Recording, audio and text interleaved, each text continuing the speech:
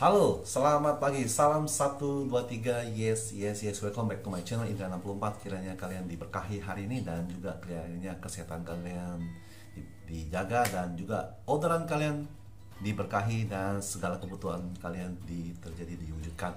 Terima kasih yang sudah subscribe dan sudah nonton channel saya dan sudah menonton yang sedang.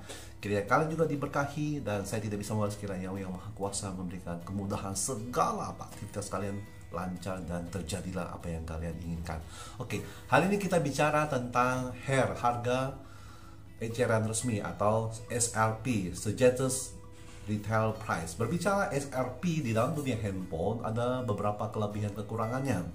Dan beberapa perusahaan yang dulunya melakukan hal itu mungkin tidak sukses. Dan ketika ada beberapa perusahaan yang mungkin 4-5 tahun lalu di dunia handphone di Indonesia khususnya itu melakukan SRP dengan harga standar untuk menjual ke perusahaan itu dengan sukses, dan tentunya ketika mereka melakukan strategi itu tentunya didukung dengan beberapa hal. Ada sisi promotor, ada sisi SPG-nya, ada sisi controllernya yang kuat, dan dari situlah kenapa suatu produk ketika dia melakukan hal-hal yang di luar program atau strategi, biasanya dia langsung penjualannya mencapai target yang diinginkan perusahaan atau distributor atau prinsipal. Maaf. Dan berbicara SRP atau harga eceran resmi, bahasa Indonesianya ada beberapa kelebihan dan kekurangannya. Berbicara kelebihannya adalah bahwa harga yang dijualkan ke produsen atau ke user itu tidak berantakan, tidak hancur, itu bahasanya di dalam dunia handphone. Kedua, keuntungan pemilik toko itu bisa lebih banyak dan meningkat. Ketiga, ketika Bapak Ibu menjual dengan harga standar SRP, itu teman-teman pemilik handphone biasanya itu tidak khawatir barang ini tidak akan laku. Dan kelima, ketika Bapak Ibu menjual produk yang di bawah standar SRP akan dikenakan denda, biasanya sesuai dengan standar perusahaan ketika dendanya berapa, ada perjanjian di atas materai jika Anda menjual di bawah standar SRP. Dan kelima, biasanya mereka teman-teman atau prinsipal atau distributor menyediakan promotor di dalam suatu toko ketika menjual produk tersebut. Dan berikutnya adalah kelebihannya, Bapak Ibu yang menjual produknya adalah itu dimudahkan, tentunya dikasih berupa etalase, pajangan, atau program-program berikutnya.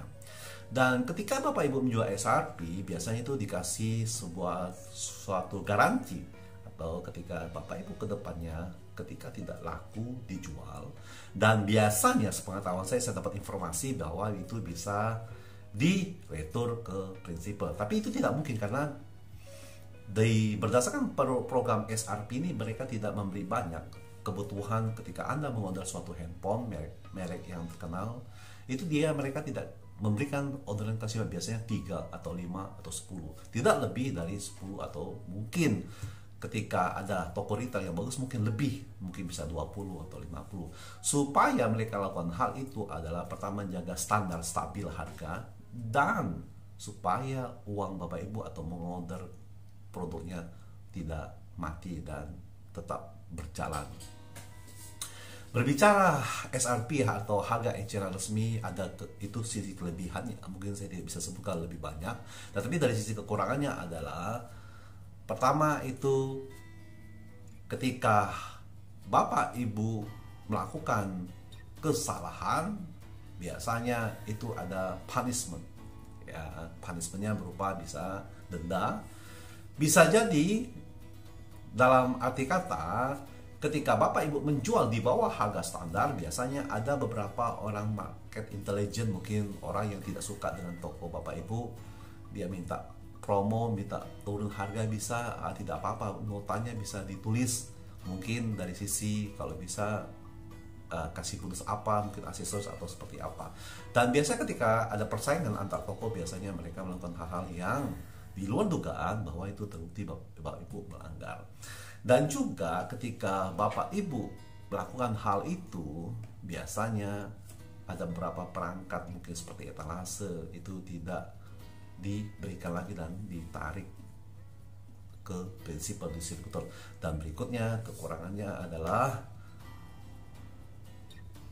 hal yang akan ketika produknya banyak adalah mungkin selama diterapkan itu Bapak Ibu akan tidak bisa menjual produknya lagi mungkin di luar harga standar SRP karena produknya banyak. Mungkin dari sisi lain ada beberapa daerah atau beberapa dealer menjual harga di bawah SRP. Semua itu adalah standar, setiap perusahaan berbeda-beda untuk melakukan strateginya. Dari sisi saya, untuk di dalam dunia handphone Cina, kebetulan saya produknya handphone Cina. Kalau di sisi lain adalah itu produk handphone Cina yang bertaraf smartphone untuk di atas rata-rata.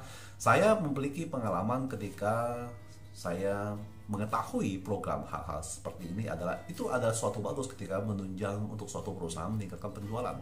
Tetapi kita harus melihat ada beberapa perusahaan saya melihat juga melakukan hal itu ketika dia mengcopy strategi hal tersebut dalam perusahaan, dalam merek tertentu.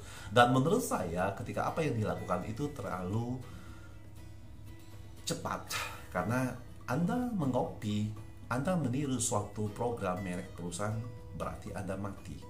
Kenapa saya bilang Anda mati? Kenapa? Karena mereka orang yang pertama kali melakukan program harga eceran resmi standarnya atau SRP-nya. Jadi ketika Anda mengikuti mereka, tentunya mereka beberapa pemilik toko tidak tertarik dengan program Anda. Kenapa? Karena produk Anda beda dengan kualitas produk mereka. Nah, dari situ saya melihat sampai hari ini mereka tidak melakukan hal itu lagi, tetapi perusahaan yang merintis program mengenai SRP hari ini masih berjalan dan tentunya masih eksis. Nah, untuk kami dalam produk yang tertentu dalam dunia handphone Cina, atau saya berbicara, kami tidak bisa melakukan harga SRP, tetapi kami melakukan hal-hal yang di luar SRP, program harga eceran resmi itu, kami memberikan program bonus lebih besar ketika Anda menjual produk kami. Jadi, di sisi lain, produk kami Anda jual, Anda mau harga jual berapa, mau jual tinggi boleh, mau jual rendah boleh, tapi kami memberikan bonus. Nah, dari situ juga, dari sisi distribusi produk kami berjalan, ada beberapa tipe. Sampai hari ini kami tidak melakukan hal-hal untuk SRP. Untuk SRP kami tidak mengharuskan toko menjual, tetapi kami tidak bisa melakukan mempatokkan karena kami harus mengetahui produk kami di bawah standar dari produk yang lainnya sudah melakukan SRP untuk harga eceran resmi di seluruh Indonesia. Dan kalau Bapak Ibu mungkin bertanya, cocok tidak untuk harga eceran resmi dilakukan atau SRP dilakukan di produk consumer good? Kalau menurut saya ini sangat tidak cocok. Pertama, nilai rupiah suatu produk consumer good itu tidak sebesar nilai rupiah di bidang handphone.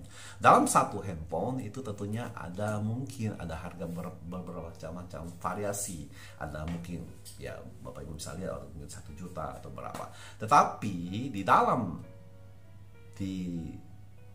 consumer good itu mungkin satu dus mungkin 40.000 atau 50.000. Jadi perbedaannya adalah kalau menurut saya controllernya tentunya dalam sisi SRP untuk harga tentunya dari sisi distributor ada promotornya, ada controllernya, ada stylesnya, ada kontrol yang ketat. Jadi tidak mungkin produk konsep SRP diterapkan di consumer good karena itu kontrolnya tidak kuat untuk dilakukan hal seperti itu. Memang boleh harga ecerannya, tetapi untuk consumer good Anda tidak bisa mengkontrol antara satu toko-toko lain itu menjual di bawah harga pasaran atau harga eceran, tidak bisa itu. Tetapi kalau di dalam dunia handphone kami bisa menentukan harga eceran yang resmi, dan ketika mereka menjual harga yang di bawah standar itu mereka akan mendapatkan punishment. Tentunya itu sangat cepat beredar karena bicara hal itu semua ada promotornya di setiap toko-toko, dan konsep ini mungkin sudah diadopsi untuk bagaimana dia meningkatkan penjualan. Dan dulunya tahun 2000 mungkin tahun 10 tahun atau sekitar 15 tahun mereka ada beberapa perusahaan sudah melakukan konsep seperti itu, tapi tidak terkontrol secara ketat. Nah, ketika hal ini dilakukan dalam dunia handphone, dalam perusahaan yang lain, dan ini terkontrol yang tepat dan penjualannya sukses dan merupakan cara-cara yang bagus, itu kalau menurut saya. Tetapi kita melihat dari kelebihan dan kesuksesan yang dia terapkan dalam strateginya. Tetapi untuk dalam bidang kami, mungkin kami melihat kualitas handphone kami di bawah mereka, kami tidak melakukan hal tersebut untuk berdasarkan hal SRP, karena strategi mereka ketika satu wilayah provinsi ada beberapa retail handphone atau master MD atau dealer yang menjual produk mereka. Tetapi dari sisi kami, strategi yang ada dalam satu wilayah tentunya ada satu dealer handphone yang mendistribusikan di wilayah tersebut. Itu saja teman-teman dalam sisi SRP untuk harga eceran resmi di dalam dunia handphone tidak bisa juga diterapkan dalam customer guide. Dan saya mau memberikan informasi lagi, dalam dunia handphone tentunya ada email, dan ketika setiap pabrik atau distributor mengeluarkan barang ke toko order, itu biasanya dia tembak email di sistem komputerisasi. Tentunya tidak mungkin sistem komputerisasi dilakukan di perusahaan customer good, karena satu dus itu mungkin ada 50 produk mie atau mungkin susu enak, ada beberapa produk kemasan mungkin ada 40 satu dusnya. Tidak mungkin satu persatu kita barcode, dan tidak mungkin ketika harga eceran resminya, ketika pemilik toko consumer menjual harga standar, kita mendapat informasi bahwa saya mendapat informasi kamu menjual produk harga di bawah standar. Jadi kontrolnya menurut saya ini tidak terlalu kuat. Bisa jadi pemilik toko yang retailer atau consumer goods-nya mengambil agen atau grosir atau kepada distributor. Nah, jadi konsep retailnya tidak kuat untuk melakukan harga SRP, itu tidak cocok dijual di consumer goods. Itu menurut saya, karena ini berdasarkan pengalaman. Tetapi kalau di dalam dunia handphone mungkin itu bisa diterapkan. Oke, begitu saja teman-teman. Jangan lupa dukung saya, subscribe, dan kiranya saya terus memberikan informasi. Dan setiap pagi kalian bisa nonton channel saya Indra 64, hal-hal yang terbaru, bisa traveling, bisa sales, saya bisa ketika di luar kota mungkin saya bisa membantu orang, dan semua itu karena dukungan kalian yang setelah subscribe. Kiranya ini sangat membantu informasi mengenai harga eceran resmi atau SRP. Kiranya ini juga bisa memberikan pengetahuan kalian sebagai sales. Dan next kita berbicara tentang bagaimana kita menjadi pemilik toko atau karyawan toko, kita bisa berkembang untuk menjadi seorang sales. Salam 1, 2, 3. Yes, yes, yes.